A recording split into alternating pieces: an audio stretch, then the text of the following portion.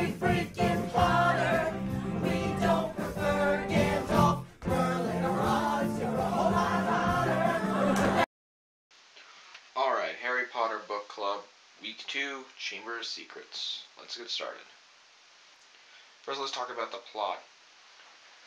The plot for this book is completely self-contained within this book, so there's no real need to talk about it within the scope of the entire arcing storyline so far.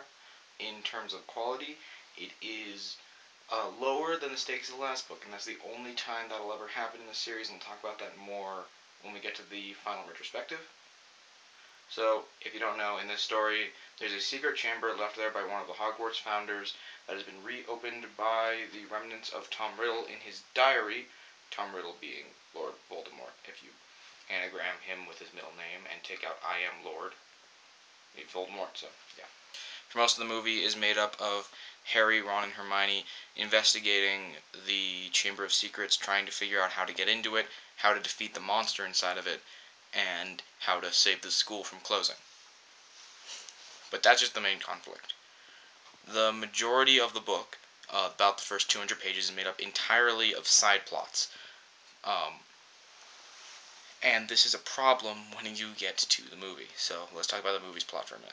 In the movie, you basically have to take the main plot and break it down to its bare bones in order to fit everything in, because you only have 2.5 hours, and it's a 300-page book. I get that. But the problem is taking out those side plots really takes away from the quality of the story and the quality of the main plot in general. The problem with that is you don't really get invested in it. You don't feel like there's this heightened event and then it drops off. The first major heightened event is when they meet Aragog, and then it drops off, and then basically you move into the climax of the movie. That's it.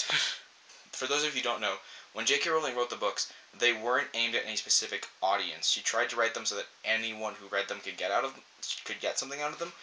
And so there are things that are very adult in the books that are going to be left out of the movies. There's a lot of racism in this second book. They deal with racism of Muggles against wizards. They deal with racism of wizards against Muggles. They deal with racism of wizards against wizards who were born from Muggles.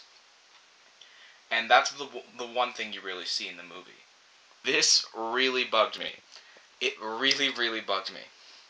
So throughout the movie, they're searching for this monster, and this monster turns out to be a tremendous snake that can kill you by looking at you.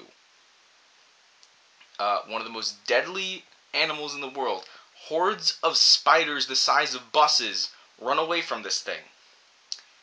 In the encyclopedia entry for it, in the book, it says that the weakness of this serpent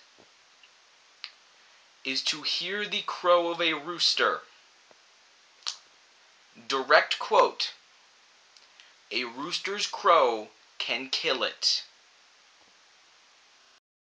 So you thought the video was over. It's not. I still have things to say. So here's the thing. Naru didn't quite meet the requirements of his video last week. If you noticed, he made it over 5 minutes. So I have to punish him because I didn't get any comments on punishment ideas.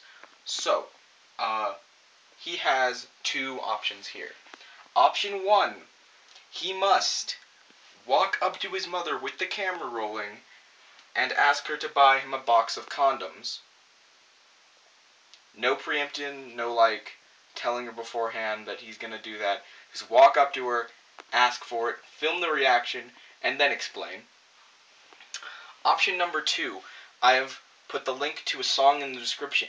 You must learn how to play said song on your acoustic guitar, go to a public place, and play said song in public. It's not exactly a flattering thing to play, so I'm hoping you pick that one. Either way, you need to put it on film and post it with your next video, so I'll see you then. Bye.